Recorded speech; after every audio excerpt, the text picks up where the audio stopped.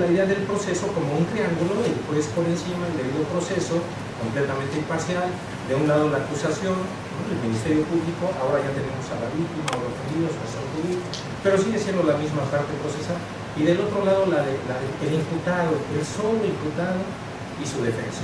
Para mí ellos son un binomio indisoluble, el imputado y su defensa.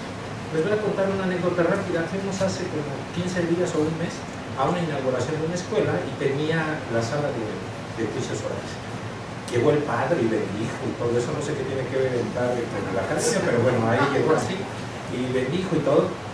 Y en el salón de juicios orales se hizo un evento donde habló un ministerio público, donde habló un defensor de oficio, donde habló un defensor particular, habló un policía, incluso en nombre de los testigos y de los peritos, y luego hablaron 3 magistrados que estaban al frente.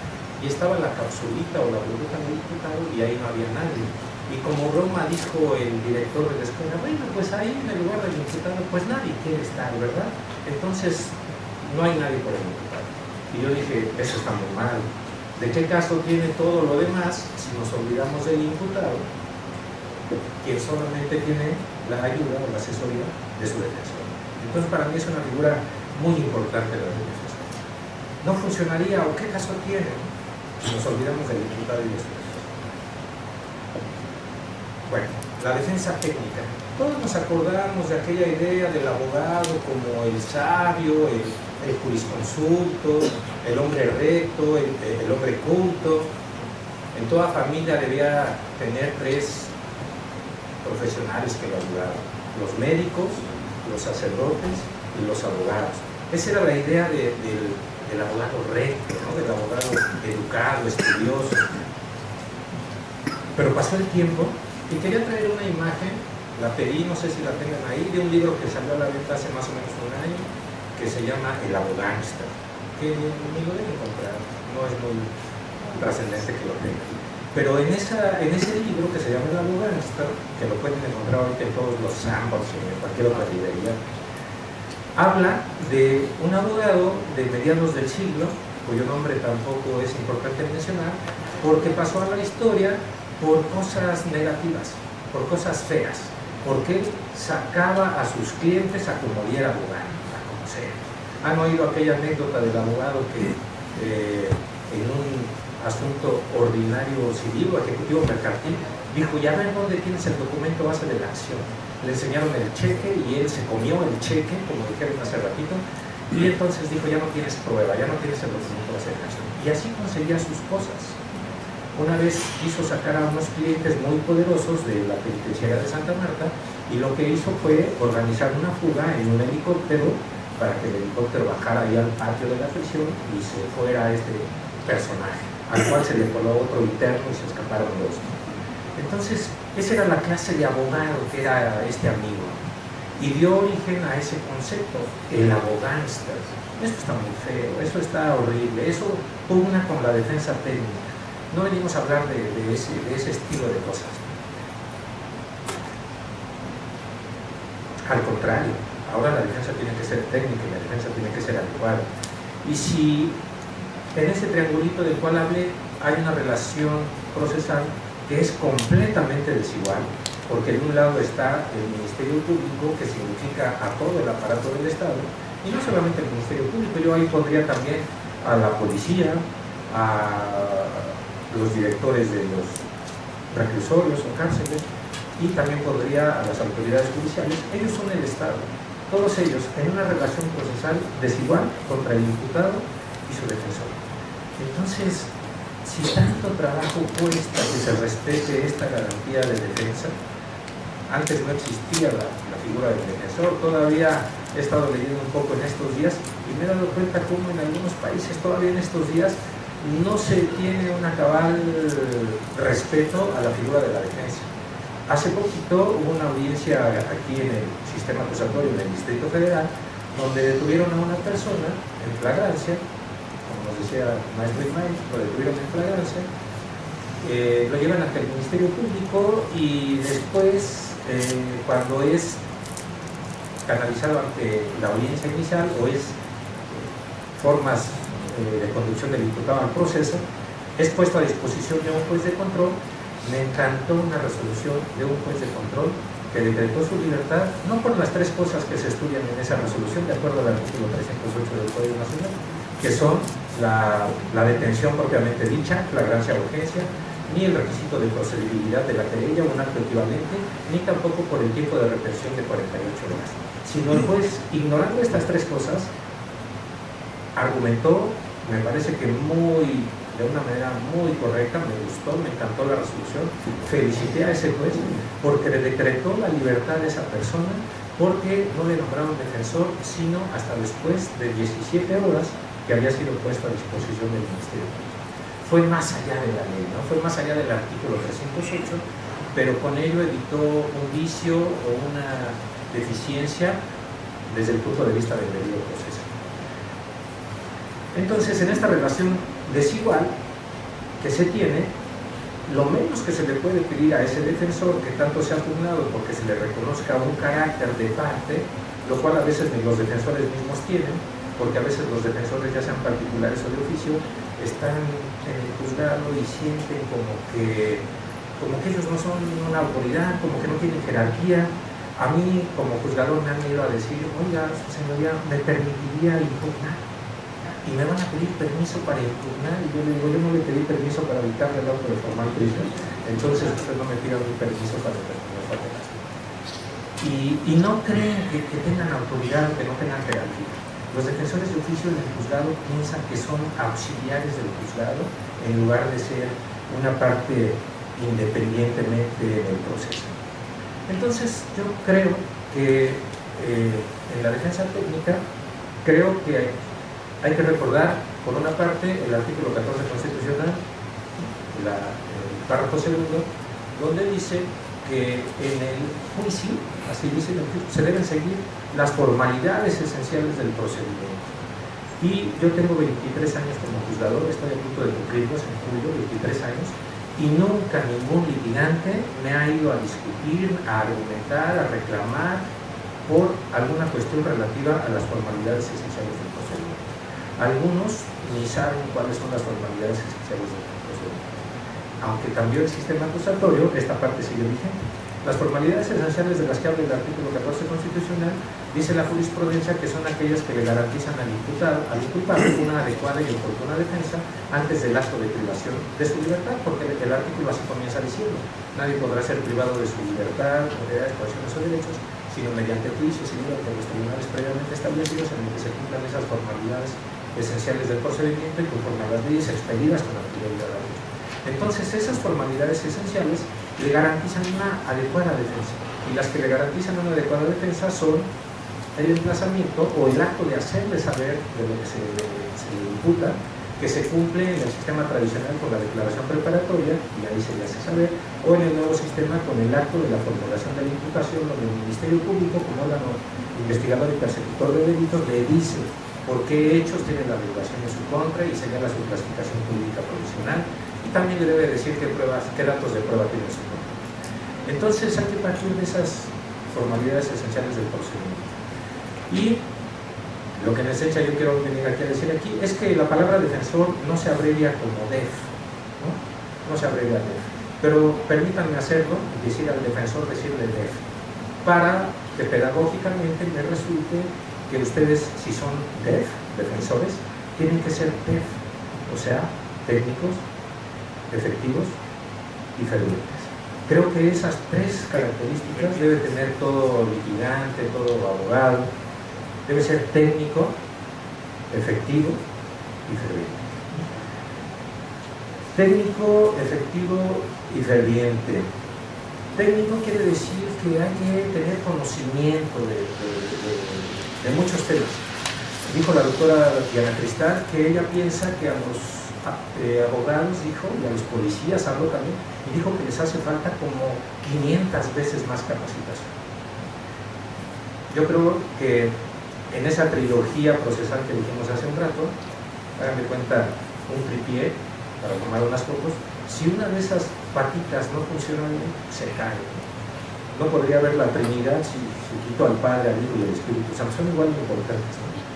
No podría tener un huevo si no tengo la yema, la clara y el cascarón. O sea, hay cosas que van integradas por tres partes, y cuando una de esas partes falla, pues no resulta. Así, en este sistema procesal acusatorio, para que tenga éxito y derivado del principio de contradicción y del control horizontal de la legalidad, a veces los jueces estamos en una complicación porque como nos han enseñado que ya no debemos ser proactivos y que debemos dejar que las partes se limiten entre sí y que no debemos tener una actuación ni a favor del Ministerio Público ni a favor de la defensa.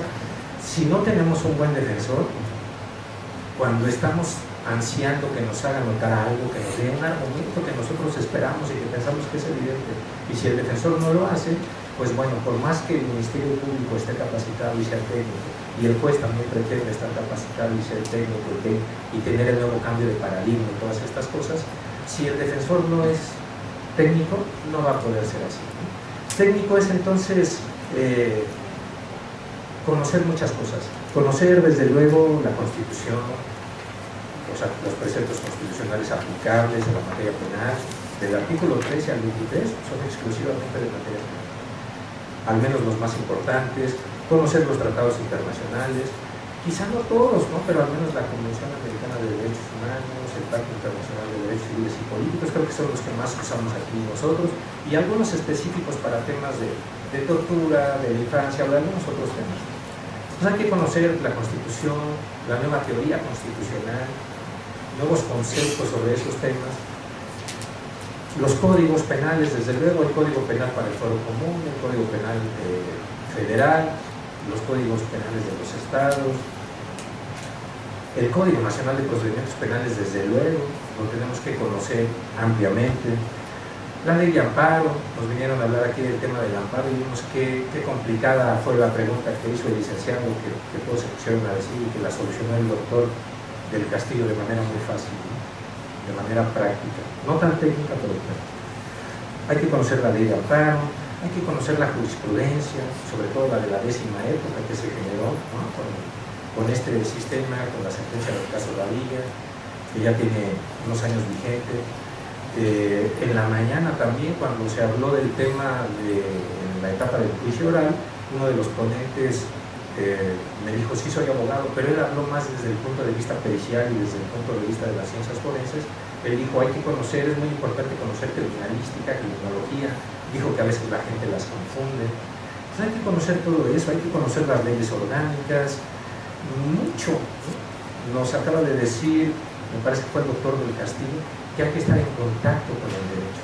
Estar en contacto con el derecho para un abogado y poder ejercer una defensa técnica significa algo así como lo que están haciendo ustedes hoy, venir a una conferencia.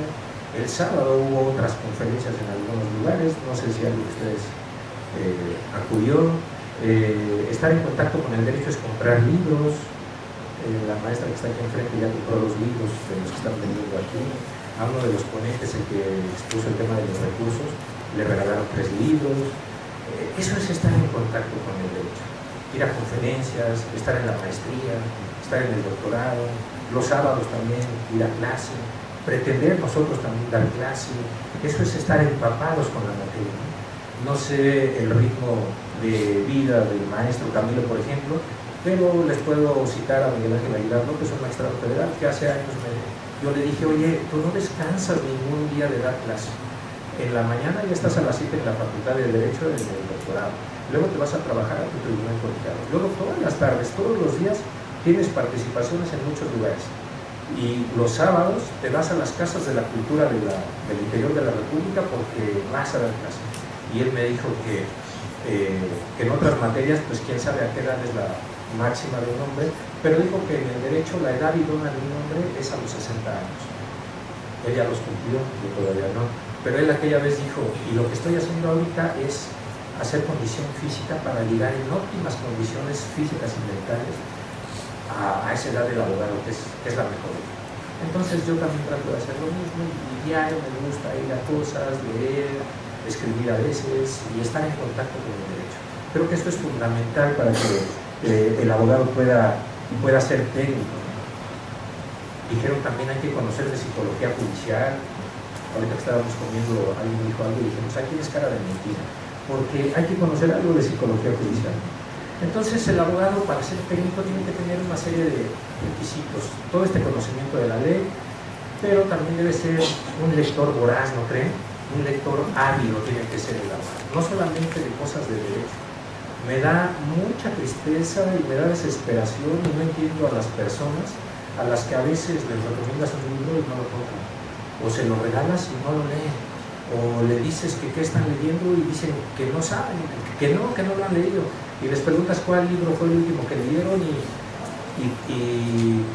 dónde lo compraron y cuánto les costó, y dicen no, o sea, no compran libros, no van a las bibliotecas.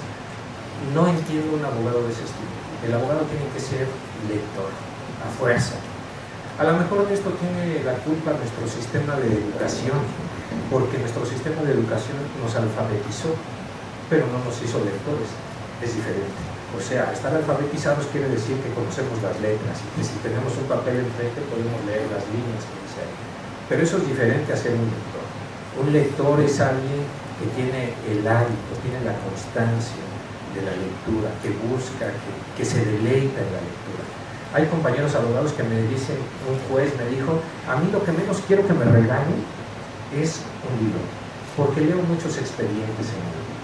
Ahora ya no se trata de leer expedientes, sino de ver videos, ¿no? O de estar en las audiencias. Y no es eso lo esencial de la reforma, son muchas otras cosas más. Pero dice, no me gusta leer. Está mal, ¿no cree? Eso es incomprensible para mí. Tantas cosas que hay que leer que hasta tiempo falta. Entonces, un abogado técnico debe leer, debe tener esa sed de la lectura. Y además debe tener comprensión de lo que lee, porque a veces tergiversamos las palabras. Ya vieron, la doctora ahorita nos decía de una I, una O, qué significa una O, qué significa una coma. Entonces hay que tener capacidad de lectura, capacidad de comprensión. Hay que ser educado también, pero valiente en las audiencias. Hay un amigo litigante que me comentó de su audiencia donde él había hecho uso de la palabra 2 veces. Y en la tercera ocasión que algo ocurrió en la audiencia, él levantó su mano y le quería decir algo. Y el juez le dijo, se le hace saber a la defensa que este juzgador es el que emitirá la resolución en su momento correspondiente. Cuando nos dicen eso, como que ya nos quedamos callados. Pero este amigo dijo, volvió a levantar su mano y le dijo, su señoría, me queda perfectamente claro que usted es el juez y es el que va a emitir la resolución en este asunto.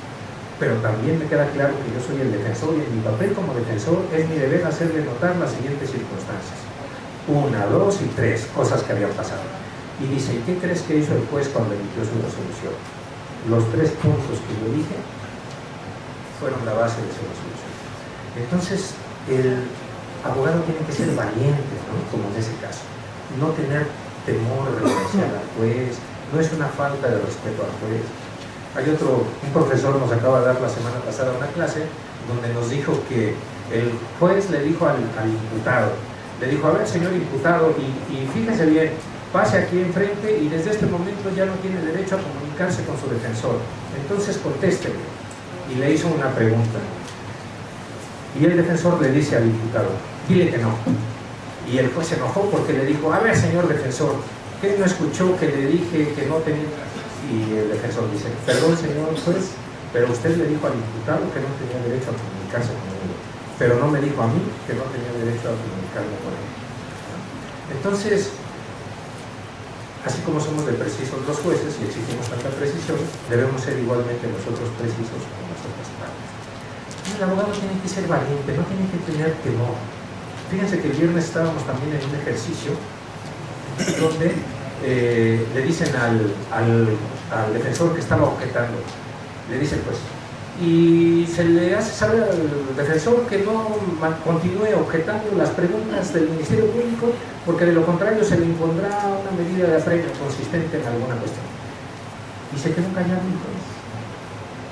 Perdón, ¿cómo es posible que se quede callado un defensor cuando le limitan el ejercicio fundamental de su postura, que es la del nivel? Ahí hay que decirle al juez, su señoría, discúlpenme, pero en el ejercicio de defensor y en cumplimiento al control de la legalidad y el control horizontal y el principio de contradicción, cada pregunta que formule el Ministerio Público y que a juicio de esta defensa no sea procedente, la voy a objetar. Y además no me aperciba por ejercer la labor que me corresponde. Antes bien, póngase atento, bueno, eso ya es grosero, póngase atento, y al querer apercibir es al Ministerio Público para que no formule preguntas motivo de objeción. Debe tener mucha capacidad de argumentar y de debatir, debe anotar todo para que si en el alegato o en el discurso de apertura el Ministerio Público promete 5 cosas y al final solo cumple 2, al final en mi alegato de clausura yo se lo puedo hacer notar al juez, pero tengo que tener capacidad de anotar, de relatar. Para eso es importante la defensa técnica que cuente con el abogado secundario. El abogado secundario no es una pasante guapa que tiene que ir como antes, ¿no? Tiene que ser un profesionista igualmente competente como el primer juez y que tengan un adecuado método de comunicación y que esté atento y le haga notar las cosas para que él las pueda hacer valer en su momento oportuno. Tiene que tener capacidad para argumentar de manera fundada y motivada. Él no es la autoridad, es el Ministerio Público en su etapa de autoridad y el juez al que le corresponde fundar y motivar, pero no tiene por qué no poder hacerlo el defensor si verdaderamente es técnico. El defensor técnico no tiene que ser temeroso, no tiene que ser miedoso, no tiene que tartamudear, no tiene que achicarse, no tiene que opacarse ante el juez que es perito, peritólogo, decían antes, el técnico en derecho, el Ministerio Público igual, un órgano técnico de acusación.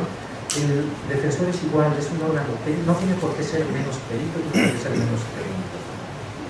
Tiene que tener agilidad mental, tiene que tener claridad, tiene que tener precisión en sus argumentos, y si a eso le sumamos otras cosas como el lenguaje corporal y la imagen y todas esas cosas que nos dicen, pues bueno, será un excelente defensor. Me faltan muchas cosas más que decir en el tema, pero yo creo que siendo el mismo que vamos a compartir con el maestro Camilo, yo creo que él podrá darle un enfoque más acertado o más correcto a estos comentarios que yo hice, porque yo soy un juzgador, no soy un litigante, pero lo que quiero yo decir es que para el éxito de la función judicial, contar con un buen litigante, que me dé con claridad lo que dice la teoría del caso, ¿no? Ya no ir a pescar, sino el fundamento jurídico, la parte probatoria y la parte normativa. Si me lo da con claridad y me desmenuza lo que es la flagrancia, por ejemplo, en su momento para esa audiencia inicial, y si me habla de las cosas adecuadas en el momento de la vinculación, y si me habla de las cosas correctas en el momento de la medida cautelar, y si también es competente para la etapa intermedia, para la depuración de los hechos y de las pruebas, y si sobre todo en el juicio oral también es competente y cada cosa la hace en su lugar y la pone y me la digiere y me la... qué fácil sería la justicia. Muchas gracias por su atención. Buenas tardes.